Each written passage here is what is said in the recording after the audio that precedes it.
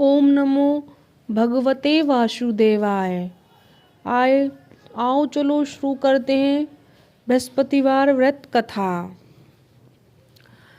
भारतवर्ष में एक प्राप्ति और दानी राजा राज्य करता था। वह नित्य गरीबों और ब्राह्मणों की सहायता करता था।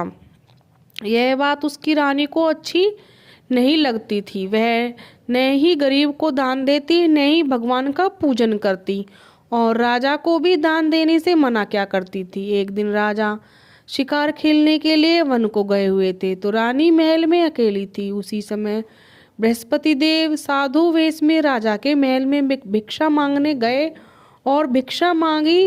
रानी ने भिक्षा देने से इनकार कर दिया और कहा, हे साधु महाराज, मैं तो दान पुण्य से तंग आ गई हूँ।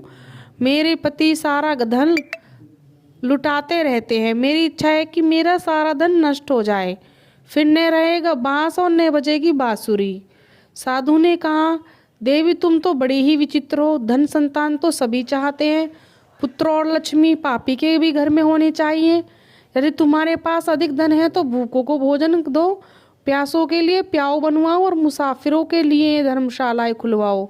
जो कि निर्धन अपनी कुंवारी कन्याओं का विवाह नहीं कर सकते, उनका विवाह करा दो। ऐसे और कई काम हैं जिनके करने से तुम्हारा यह श्लोक परलोक में फैलेगा। परंतु रानी पर उपदेश का कोई प्रभाव नहीं पड़ा। वह बोली, महाराज आप मुझे कुछ न समझाए। मैं ऐसा धन नहीं चाहती जो हर जगह बांटती फिरूं। साधु ने उत्तर दिया, यदि तुम्हारी ऐसी इच्छा है तो तथास्तु। तुम करना कि बृहस्पतिवार को अपने घर को लीप कर पीली मिट्टी से अपना सिर धोना, स्नान करना और भट्टी चढ़ाकर कपड़े धोना। ऐसा करने से आपका सारा धन नष्ट हो जाएगा। इतना कहकर वह साधु महाराज वहां से अलोप हो गए। साधु के अनुसार कई बातों को पूरा करते हुए रानी को केवल 3 बृहस्पतिवार ही बीते थे कि उसकी समस्त धन संपत्ति नष्ट हो गई। भोजन के लिए राजा का परिवार तरसने लगा। तब एक राजा ने रानी से बोला, हे रानी तुम यहीं रहो, मैं दूसरे देश जाता हूँ, क्योंकि यहाँ पर सभी लोग मुझे जानते हैं, इसलिए मैं कोई छोटा कार्य नहीं कर सकता। ऐसा कहकर रानी से राजा परदेश कहकर चला गया। वहाँ वह जंगल से लकड़ी काट कर लाता और शहर में बेचता। इस तरह वह अपना जीवन व्यतीत करने लगा। इधर राजा के परदेश जाते ही रानी और दासी दुखी रहने लगी। एक बार जब रानी और दासी को 7 दिन तक बिना भोजन के रहना पड़ा तो रानी ने अपने दासी से कहा, हे दासी, पास ही नगर में मेरी बहन रहती है, वही वह भी बड़ी धनवान है, तू उसके पास जा और कुछ ले आ ताकि थोड़े बहुत दिन गुजर बसर हो जाए। दासी रानी की बहन के पास गई। उस दिन गुरुवार था और रानी की बहन उस समय बृहस्पतिवार व्रत कथा सुन रही थी। दासी ने रानी की बहन को अपनी रानी के का संदेश दिया, लेकिन रानी को बड़ी बहन ने कोई उत्तर नहीं दिया। जब दासी को रानी की बहन से कोई उत्तर नहीं मिला तो वह बहुत दुखी हुई और उससे क्रोध भी आया। दासी ने वापस आकर रानी को सारी बात बता दी। सुनकर रानी ने अपना भाग्य कोसा। उधर रानी की बहन ने सोचा कि मेरी बहन की दासी आई थी, परंतु मैं उससे नहीं बोली, इससे वह दुखी बहुत होगी। कथा सुनकर और पूजन समाप्त करके वह अपनी बहन के घर आई और कहने लगी, बहन मैं बृहस्पतिवार व्रत कथा कर रही थी, तुम्हारी दासी मेरे घर आई थी, परंतु जब तक कथा होती तब तक न तो उठती और न ही बोलती, इसलिए मैं न ही बोली।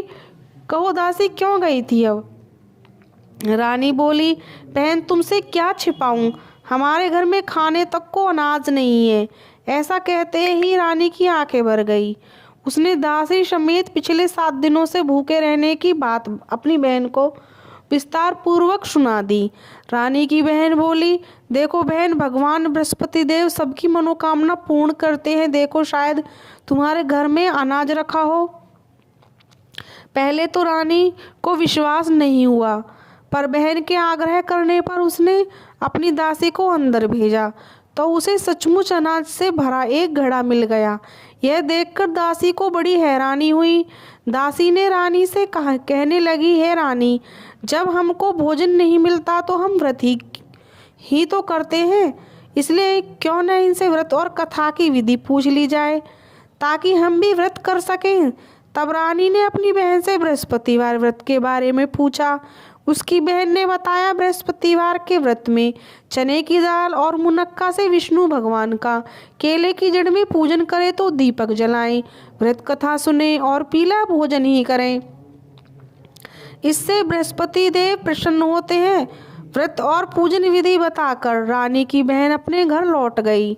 7 दिन के बाद जब गुरुवार आया तो रानी और दासी ने व्रत रखा और गुड़ साल में जाकर चना गुड़ लेकर आई।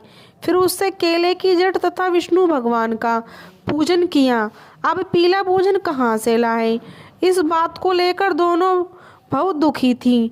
चूँकि उन्होंने व्रत रखा था इसलिए बृहस्पति देव उनसे प्रसन्न थे, इसलिए वे एक साधारण व्यक्ति का रूप धारण कर 2 थालों में सुंदर पीला भोजन दासी को दे गए।